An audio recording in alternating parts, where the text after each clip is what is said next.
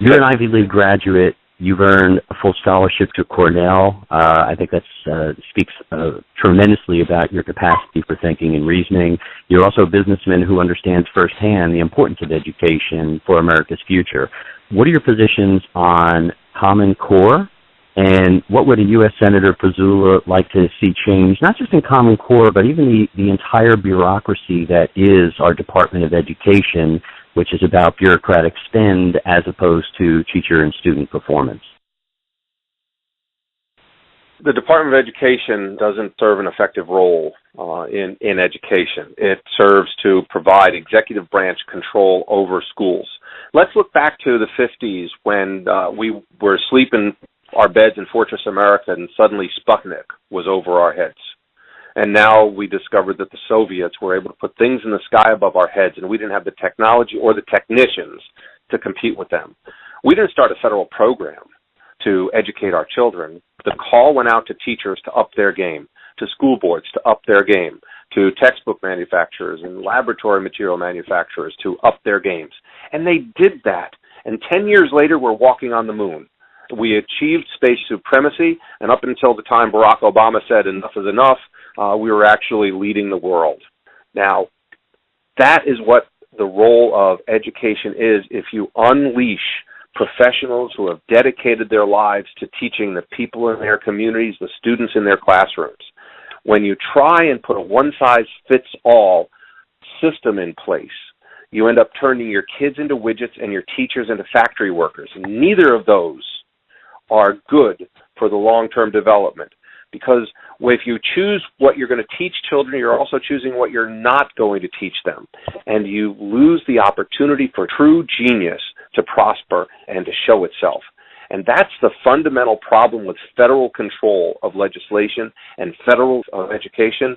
And that's the fundamental problem of federal control of curriculum. Local school boards should be determining what the students in their districts are taught and how they're taught, with input from teachers, input from parents, professionals who are dedicated to serving the children that are in their neighborhoods. It's improper to think that any group of people in the Department of Education can put together a system for every student in every school in every corner of the nation. It doesn't work. It ends up educating people towards whatever direction or priorities that are established by a powerful few in Washington, and takes the individual out of the equation. And God doesn't work in large central control. God creates individuals who are supposed to rise and have a special purpose in life.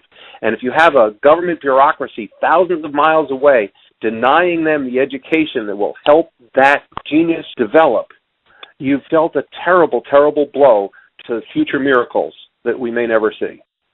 Yeah, I think that's extremely well said. There is one thing I want to add. One man's standard program is another man's federal indoctrination infrastructure, and that is, to me, the concern about Common Core. As you pointed out, it's one limited set of people at the federal level deciding what everybody else should do, but there's a flip side of that, which is we have in place a 50-state experiment program which allows not only the unique benefits to local communities or local states, individual states, but it also allows the states to compete so that the one that's doing best has the ability to show the other 49 states, here's a better way of doing it. The way the government works right now, we don't change what's broken, we throw more money at it.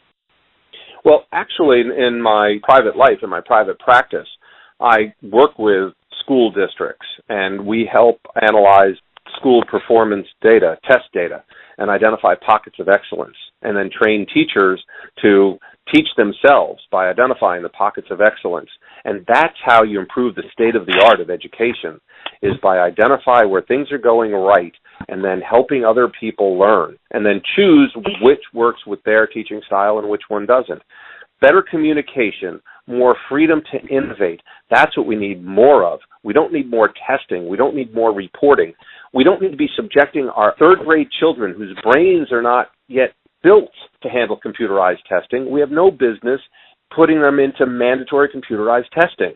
And that's what Common Core does. We need to let educators educate. And the best educators might be in some areas that never ever interact with the Federal Department of Education, and yet they're the ones that are producing the next generation of people that will invent what comes after the cell phone, that comes after the microwave. You realize that it was the kids who were raised on the little computers that are bringing us, the old apples that didn't even have mice and whatnot. They're the ones that are actually shaping technology for the next generation. But it was the slide rule set that gave us microwave ovens and cell phones and color TV and jet airplanes and all the stuff that the true miracles are coming from. So don't try and tell people what they have to learn and how they have to learn it. People have been learning and educating for thousands and thousands of years, and we've been pretty good so far without the federal government of the United States trying to tell us how to do it.